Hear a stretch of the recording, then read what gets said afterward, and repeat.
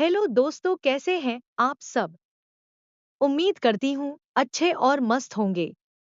आज की कहानी है अमीर गरीब बहू का बंटवारा।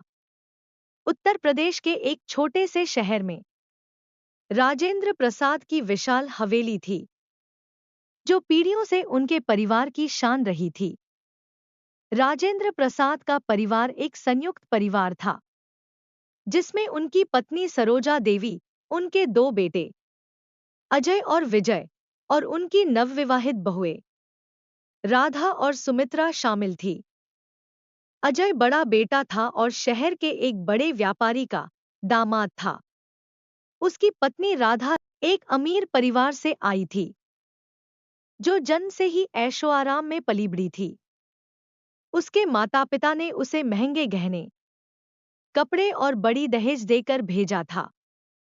दूसरी ओर विजय ने प्रेम विवाह किया था और सुमित्रा को जीवन संगिनी बनाया था, जो एक गरीब किसान की बेटी थी। सुमित्रा को न दहेज मिला था, न ही बड़े गहने, लेकिन उसने अपने स्वभाव से सबका दिल जीतने की कोशिश की। शादी के बाद जब दोनों बहुएं हवेली में आईं, तो घर का माहौल धीरे धीरे बदलने लगा।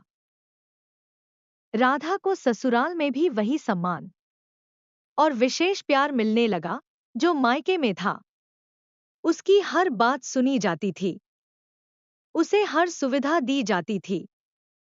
वहीं सुमित्रा को हमेशा दोयम दर्जे का माना जाता था।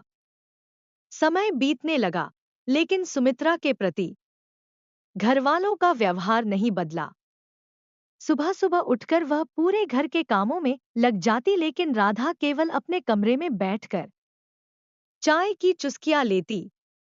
खाना बनाना हो, सफाई करनी हो या घर की दूसरी जिम्मेदारियां, सब कुछ सुमित्रा के हिस्से में आता।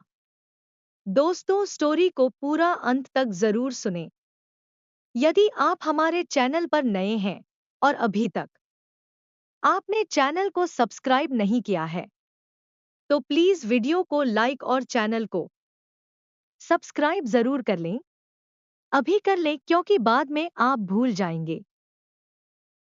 सास सरोजा देवी को भी राधा पर ज्यादा भरोसा था। वह उसकी हर फरमाइश पूरी करती और घर के फैसलों में उसकी राय लेती, जबकि सुमित्रा को कभी पूछा तक नहीं जाता। एक दिन राधा ने सुमित्रा का अपमान करते हुए कहा, तुम्हें यहाँ पर हमारी सेविका बनने के लिए नहीं लाया गया था क्या? गरीब घर की हो तो यही करना पड़ेगा। सुमित्रा की आंखों में आंसू आ गए, लेकिन उसने कोई जवाब नहीं दिया। वह जानती थी कि यह लड़ाई उसे शब्दों से नहीं, बल्कि अपने कर्मों से जीतनी होगी। कुछ सालों बाद जब राजेंद्र प्रसाद का देहांत हुआ, तो परिवार में पहली बार संपत्ति के बंटवारे की बात उठी। हवेली, जमीन, दुकानें और बैंक बैलेंस को दो हिस्सों में बांटा जाना था। अजय और विजय के हिस्से बराबर होने चाहिए थे, लेकिन राधा को यह मंजूर नहीं था। हमने अपने मायके से इतना दहेज लाया है, हमसे बराबरी नहीं की जा सकती। मुझे इस घर का बड़ा हिस्सा चाहिए, राधा ने गुस्से में कहा। विजय ने विरोध किया, लेकिन सरोजा देवी ने भी राधा का ही पक्ष लिया। सुमित्रा के घर से कुछ नहीं आया था, फिर उसे इतना हिस्सा क्यों मिले? सुमित्रा ने चुपचाप सुना, लेकिन जब बात उसके आत्मसम्मान पर आई, तो उसने ठान लिया कि अब वह अपने लिए लड़ेगी। आखिरकार संपत्ति का बंटवारा हो गया। अजय और राधा को हवेली का बड़ा हिस्सा, दुकानें और बैंक बैलेंस मिल गया।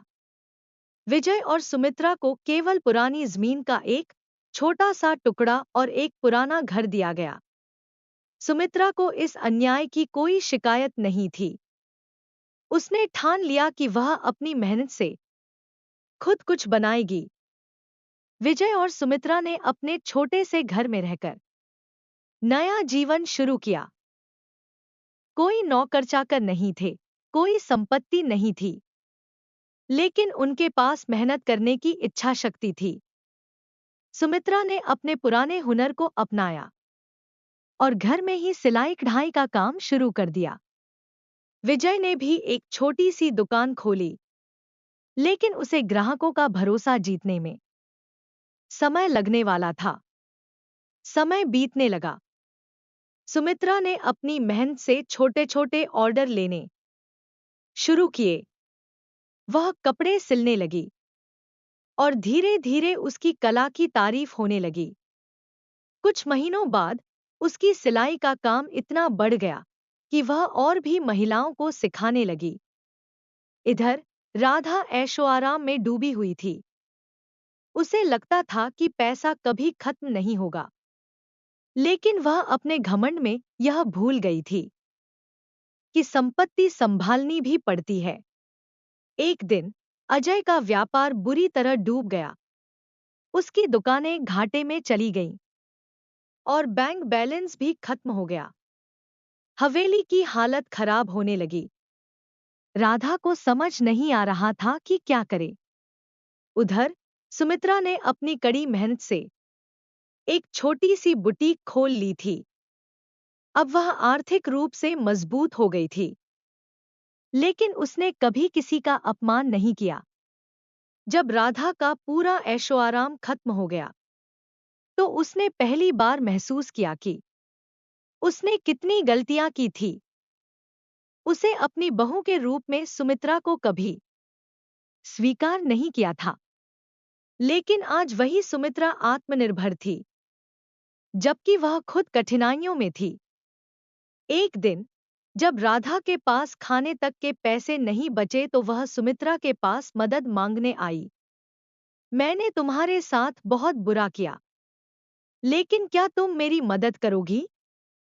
सुमित्रा मुस्कुराई और बोली, रिश्ते पैसे से नहीं चलते, बल्कि समझ और सम्मान से चलते हैं। उसने राधा की मदद की और उसे आत्मनिर्भर बनने की सलाह दी। उसने राधा को अपने बुटीक में काम सिखाने का प्रस्ताव दिया।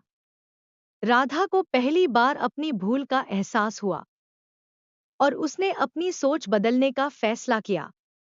अब हवेली के उस हिस्से में भी मेहनत और ईमानदारी का राज था, जहां कभी केवल ऐशोआराम था।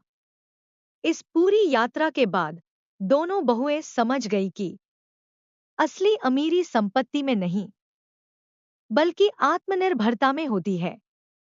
राधा ने भी सीख लिया कि सम्मान केवल पैसे से नहीं, बल्कि कर्मों से मिलता है। सुमित्रा और विजय का जीवन अब खुशहाल था। उन्होंने साबित कर दिया कि सच्ची ताकत मेहनत और ईमानदारी में होती है। संपत्ति का बंटवारा किया जा सकता है, लेकिन आत्मसम्मान और रिश्तों की सच्ची अमीरी मेहनत और प्रेम से ही आती है। प्यारे दोस्तों, यह कहानी यहीं पर समाप्त होती है। आपको यह कहानी कैसी लगी? कमेंट बॉक्स में जरूर बताएं। अगर आपको हमारी ये कहानी पसंद आई हो, तो कृपया हमारे वीडियो को लाइक, शेयर और चैनल को प्लीज सब्सक्राइब जरूर कर लें। इससे हमें मोटिवेशन मिलता है और आप तक ऐसी ही प्रेरणादायक और मजेदार कहानियां सबसे पहले पहुंचती रहेगी। प्यारे दोस्तों, नमस्कार।